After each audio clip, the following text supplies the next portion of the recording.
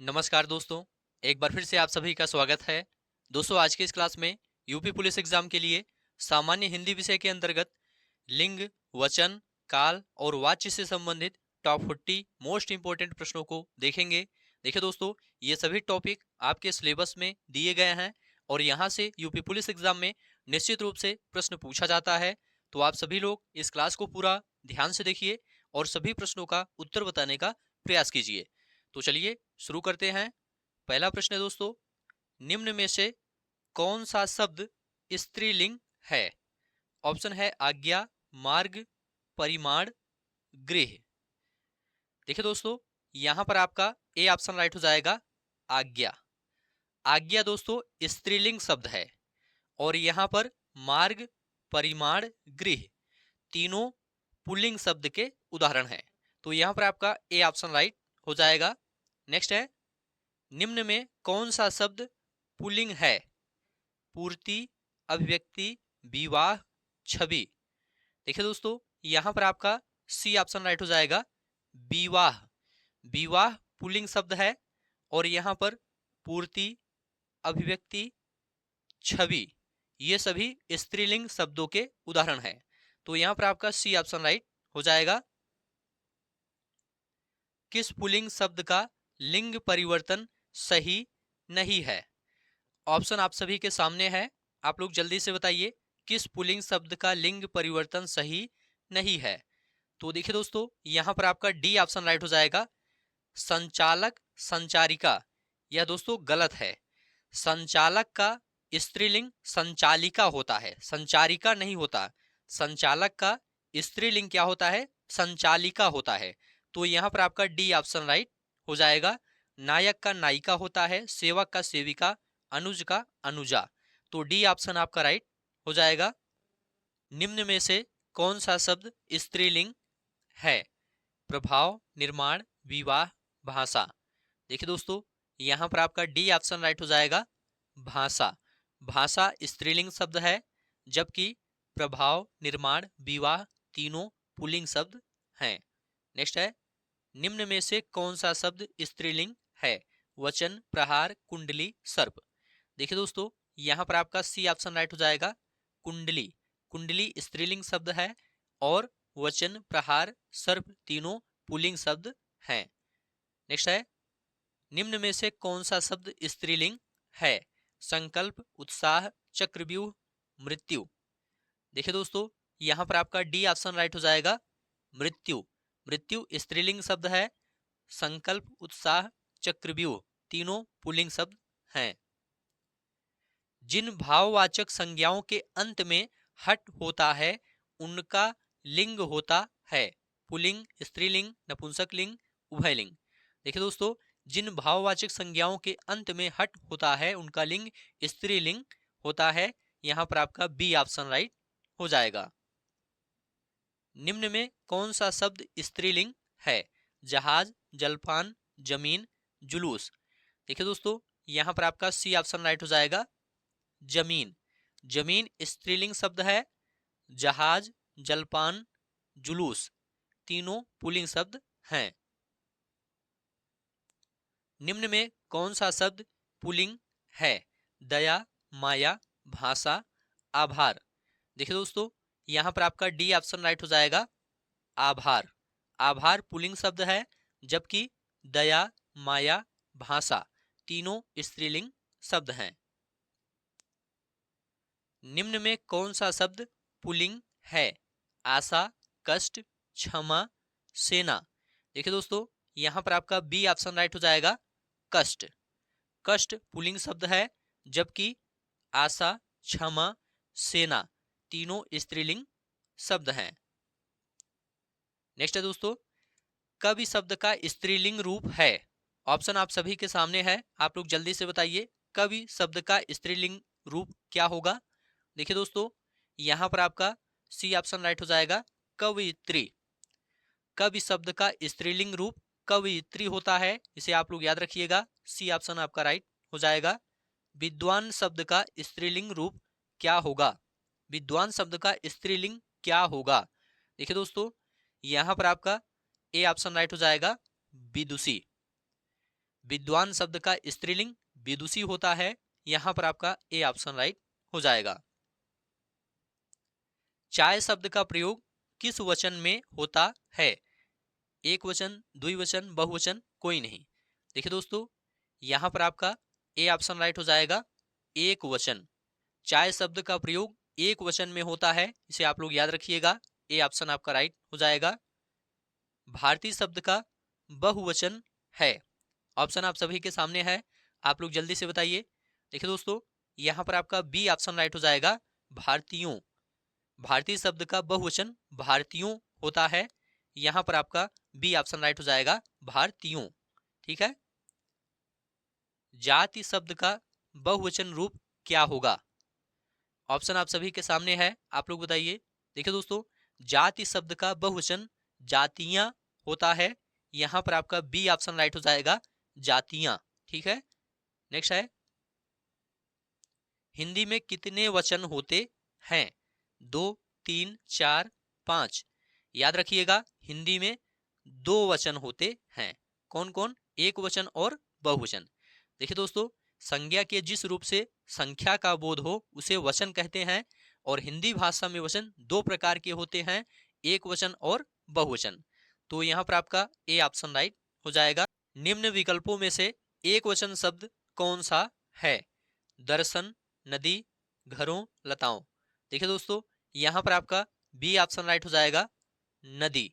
नदी एक वचन का शब्द है, इसका बहुवचन नदियां होता है। घरों, यह दोस्तों बहुवचन का शब्द है, इसका एक वचन घर होता है। लताओं, यह भी बहुवचन है, इसका एक वचन लता होता है।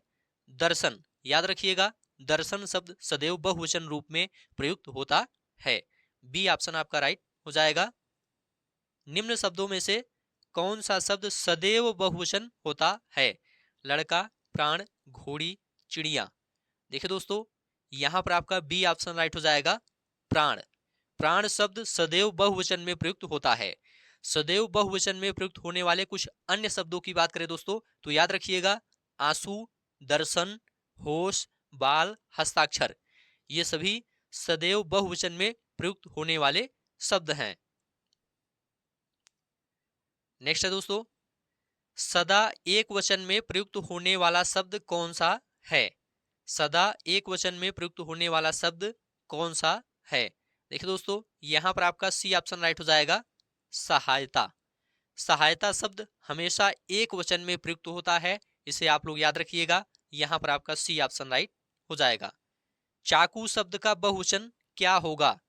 आप लोग जल्दी से बताइए, चाकू शब्द का बहुवचन क्या होगा? तो देखिए दोस्तों, यहां पर आपका डी ऑप्शन राइट हो जाएगा, चाकू। चाकू शब्द का बहुवचन चाकू ही होता है, इसे आप लोग याद रखिएगा। डी ऑप्शन आपका यहां पर राइट हो जाएगा। निम्न में से कौन सा शब्द बहुवचन है? पौधा, लड़का, प्राण, पुस्तक। देखिए दोस्तों, यहां पर आपका सी ऑप्शन राइट हो जाएगा, प्राण। प्राण बहुवचन शब्द है, याद रखिएगा, प्राण क्या है? बहुवचन शब्द है। यहां पर आपका सी ऑप्शन राइट हो जाएगा। महेश गीत गा रहा था, वाक्य में काल है। महेश गीत गा रहा था, वाक्य में काल है।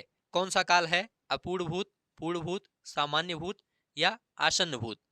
तो देखिए दोस्तों, यहां पर आपका ए ऑप्शन राइट हो जाएगा, अपूर्ण भूत। अपूर्ण भूतकाल है दोस्तों, इसमें ए ऑप्शन आपका राइट हो जाएगा। देखिए दोस्तों, क्रिया के जिस रूप से कार्य के भूतकाल में शुरू होने का पता चले लेकिन खत्म होने का पता ना चले, उसे अपूर्ण भूतकाल कहते हैं। ठीक है। और ध्यान रखिएगा, जिन वाक्यों के अंत में रहा था, रही थी, रहे थे आदि शब्द आते हैं, वे अपूर्ण भूतकाल कहलाते हैं। तो यहां पर आपका ए ऑप्शन राइट हो जाएगा। सत्संग में जाने के बाद मन को शांति मिली है, दिए गए वाक्य का काल पहचानिए। सामान्य भूतकाल, आसन्न भूतकाल, अपूर्ण भूतकाल, इनमें से कोई नहीं। तो देखिए दोस्तों, यहां पर आपका बी ऑप्शन राइट हो जाएगा, आसन्न भूतकाल। देखिए दोस्तों, क्रिया के जिस रूप से यह पता चले कि क्रिया अभी कुछ समय पहले ही पूर्ण हुई है, उसे आसन्न भूतकाल कहते हैं। जैसे सत्संग में जाने के बाद मन को शांति मिली है, तो यहां पर दोस्तों आपका आसन्न भूतकाल हो जाएगा, बी ऑप्शन आपका राइट हो जाएगा। निम्न में से किस वाक्य में संदिग्ध वर्तमान काल है? ऑप्शन है रीना पढ़ती होगी, उसने खाया है, वर्षा हो रही है, वह पुस्तक पढ़ती है। देखिए दोस्तों, यहाँ पर आपका ए ऑप्शन राइट हो जाएगा, रीना पढ़ती होगी। रीना पढ़ती होगी वाक्य में संदिग्ध वर्तमान काल है, ए ऑप्शन आपका राइट हो जाएगा। देखिए दोस्तों, क्रिया के जिस रूप से वर्तमान में कार्य के होने का संदेह रहता है, ऐसी क्रियाएं दोस्तों संदिग्ध वर्तमान कालिक क्रियाएं कहलाती हैं। इसे आप लोग याद रखिएगा, ए ऑप्शन आपका राइट हो जाएगा। राम खाता होगा किस काल का उदाहरण है? आप लोग बताइए, यहां पर आपका राइट आंसर क्या होगा? देखिए दोस्तों, यहां पर आपका ए ऑप्शन राइट हो जाएगा, संदिग्ध वर्तमान काल। राम खाता होगा में संदिग्ध वर्तमान काल है, ए ऑप्शन आपका राइट हो जाएगा। देखिए दोस्तों, जिससे क्रिया के संपन्न होने में तो संदेह प्रकट हो, परंतु उसकी वर्तमान में कोई संदेह नहीं हो, संदिग्ध वर्तमान काल कहलाता है। इसे आप लोग याद रखिएगा। नेक्स्ट है, देखा गया हो क्रिया के किस पक्ष का उदाहरण है? ऑप्शन आप सभी के सामने है, आप लोग जल्दी से बताइए। देखिए दोस्तों, यहां पर आपका बी ऑप्शन राइट हो जाएगा, संभाव्य वर्तमान काल। देखा गया हो क्रिया के संभाव्य वर्तमान काल का उदाहरण है, बी ऑप्शन आपका राइट हो जाएगा। याद रखिएगा, संभाव्य वर्तमान काल में क्रिया के वर्तमान काल में पूरा होने की संभावना रहती है। संभाव्य का अर्थ होता है दोस्तों संभावित, अर्थात जिसके होने की संभावना या अनुमान हो। तो यहाँ पर आपका बी ऑप्शन राइट हो जाएगा। निम्न में से कौन सा वाक्य वर्तमान काल का है? ऑप्शन आप सभी के सामने है, आप लोग जल्दी से बताइए। देखिए दोस्तों, यहां पर आपका ए ऑप्शन राइट हो जाएगा, मानव पढ़ता है। यहां पर दोस्तों मानव पढ़ता है में सामान्य वर्तमान काल है, ठीक है। और मोहन गया, इसमें दोस्तों सामान्य भूतकाल है। सीता सो रही थी, इसमें अपूर्ण भूतकाल है। वह जाएगा, यह दोस्तों सामान्य भविष्यकाल है। तो यहां पर आपका ए ऑप्शन राइट हो जाएगा। निम्न वाक्यों में से भविष्यत काल को पहचानिए। ऑप्शन है दोस्तों, गाय घास चरती है, रोहन मुंबई गया था, मैं कल घूमने जाऊंगी, माँ बच्चे को पढ़ा रही है। तो देखिए दोस्तों, यहाँ पर आपका सी ऑप्शन राइट हो जाएगा, मैं कल घूमने जाऊंगी। यहाँ पर आपका सी ऑप्शन राइट हो जाएगा, मैं कल घूमने जाऊंगी। यह दोस्तों भविष्यत काल है, इसमें भविष्यत काल है, सी ऑप्शन आपका राइट हो जाएगा। गाय घास चरती है, इसमें सामान्य वर्तमान काल है। रोहन मुंबई गया था, इसमें पूर्ण भूतकाल है। माँ बच्चे को पढ़ा रही है, इसमें तात्कालिक वर्तमान काल है। निम्न में भूतकाल का उदाहरण है। ऑप्शन है, मैं जाता हूं, राम घर गया था, वह आ रहा है, वह पुस्तक पढ़ेगा। देखिए दोस्तों, यहां पर आपका बी ऑप्शन राइट हो जाएगा, राम घर गया था। बी ऑप्शन आपका राइट हो जाएगा, राम घर गया था वाक्य भूतकाल का वाक्य है। यहां पर आपका बी ऑप्शन राइट हो जाएगा। कौन सा वाक्य आसन्न भूतकाल में है? तू आता तो मैं जाता, मोहन आया सीता गई, वह आया था, मैंने आम खाया है। देखिए दोस्तों, यहां पर आपका डी ऑप्शन राइट हो जाएगा, मैंने आम खाया है। मैंने आम खाया है वाक्य आसन्न भूतकाल में है, तो यहां पर आपका डी ऑप्शन राइट हो जाएगा। देखिए दोस्तों, इस काल में क्रिया की समाप्ति निकट भूत में या तत्काल ही सूचित होती है, इसे आप लोग याद रखिएगा। यहां पर आपका डी ऑप्शन राइट हो जाएगा। मैं खाना खा चुका था, इस वाक्य में कौन सा भूतकालिक भेद है? देखिए दोस्तों, यहां पर आपका डी ऑप्शन राइट हो जाएगा, पूर्ण भूत। मैं खाना खा चुका था, इस वाक्य में पूर्ण भूतकाल है। यहां पर आपका डी ऑप्शन राइट हो जाएगा। निम्न में से किस वाक्य में भविष्य काल है? ऑप्शन है, मैं आपकी प्रतीक्षा करूंगा, मैंने एक पेड़ काट लिया, मैं पुस्तक पढ़ने वाला था, मैं आपका आभारी हूं। देखिए दोस्तों, यहां पर आपका ए ऑप्शन राइट हो जाएगा, मैं आपकी प्रतीक्षा करूंगा। यह दोस्तों भविष्य काल का वाक्य है। यहां पर आपका ए ऑप्शन राइट हो जाएगा। भविष्य काल का वाक्य कौन सा है? मैं आपकी प्रतीक्षा करूंगा। याद रखिएगा, जिस वाक्य में गा गी गे आए वह भविष्य काल होता है, इसे आप लोग ध्यान रखिएगा। राम से पत्र लिखे गए किस वाच्य का उदाहरण है? देखिए दोस्तों, यहां पर आपका बी ऑप्शन राइट हो जाएगा, कर्मवाच्य। याद रखिएगा, जिन वाक्यों में कर्म की प्रधानता होती है उसे कर्मवाच्य कहते हैं। जैसे राम से पत्र लिखे गए, यह दोस्तों कर्मवाच्य का उदाहरण है। बी ऑप्शन आपका राइट हो जाएगा। निम्न में से कौन सा भाववाच्य का उदाहरण है? मैंने पुस्तक पढ़ी जाती है, आम खाया जाता है, धूप में चला नहीं जाता। देखिए दोस्तों, यहां पर आपका डी ऑप्शन राइट हो जाएगा, धूप में चला नहीं जाता। देखिए दोस्तों, जिस वाक्य में वाच्य केंद्र क्रिया हो, अर्थात जहां न कर्ता की प्रधानता हो न कर्म की, बल्कि जहां क्रिया का भाव ही मुख्य हो, उसे भाववाच्य कहते हैं। यहां पर आपका डी ऑप्शन राइट हो जाएगा। नेक्स्ट दोस्तों, निम्न में भाववाच्य है। मोहन पुस्तक पढ़ता है, श्याम पत्र लिखता है, मोहन से बैठा नहीं जाता, पत्र लिखा जाता है। देखिए दोस्तों, यहां पर आपका सी ऑप्शन राइट हो जाएगा, मोहन से बैठा नहीं जाता। यहां पर भाववाच्य कौन सा है? मोहन से बैठा नहीं जाता, तो यहां पर आपका सी ऑप्शन राइट हो जाएगा। देखिए दोस्तों, जिस वाक्य में क्रिया कर्ता व कर्म को छोड़कर भाव के अनुसार हो उसे भाववाच्य कहते हैं। यहाँ पर दोस्तों मोहन से बैठा नहीं जाता, वाक्य में बैठा नहीं जाता से एक भाव स्पष्ट हो रहा है, और इस वाक्य में कर्ता और कर्म की प्रधानता का बोध नहीं हो रहा है, जबकि क्रिया भाव के अनुसार है, इसलिए यहाँ पर भाववाच्य होगा। ठीक है, यह वाक्य भाववाच्य का उदाहरण है। सी ऑप्शन आपका राइट हो जाएगा। श्याम को पुस्तक पढ़नी है, यह किस वाच्य में है? देखिए दोस्तों, यहाँ पर आपका डी ऑप्शन राइट हो जाएगा, कर्म वाच्य। श्याम को पुस्तक पढ़नी है वाक्य में कर्म वाच्य है। क्रिया के जिस रूपांतर से वाक्य में कर्म की प्रधानता का बोध हो उसे कर्मवाच्य कहते हैं। भाववाच्य की बात करते हैं दोस्तों। भाववाच्य क्रिया से वाक्य में भाव की प्रधानता का बोध होता है, और कर्तृवाच्य में कर्ता की प्रधानता होती है, इसे भी आप लोग याद रखिएगा। भाववाच्य छांटिए, ऑप्शन आप सभी के सामने है, आप लोग बताइए कौन सा भाववाच्य का उदाहरण है। देखिए दोस्तों, यहाँ पर आपका बी ऑप्शन राइट हो जाएगा, तोते से उड़ा नहीं गया, यह भाववाच्य का उदाहरण है। और दादाजी के द्वारा अनिल को डांटा गया, यह दोस्तों कर्मवाच्य का उदाहरण है। अशोक ने आइसक्रीम खाई, यह कर्तृवाच्य का उदाहरण है। नेक्स्ट है, निम्न में कर्मवाच्य का उदाहरण है। ऑप्शन आप सभी के सामने है, आप लोग जल्दी से बताइए। देखिए दोस्तों, यहाँ पर आपका ए ऑप्शन राइट हो जाएगा, पत्र लिखा जाता है, यह दोस्तों कर्मवाच्य का उदाहरण है।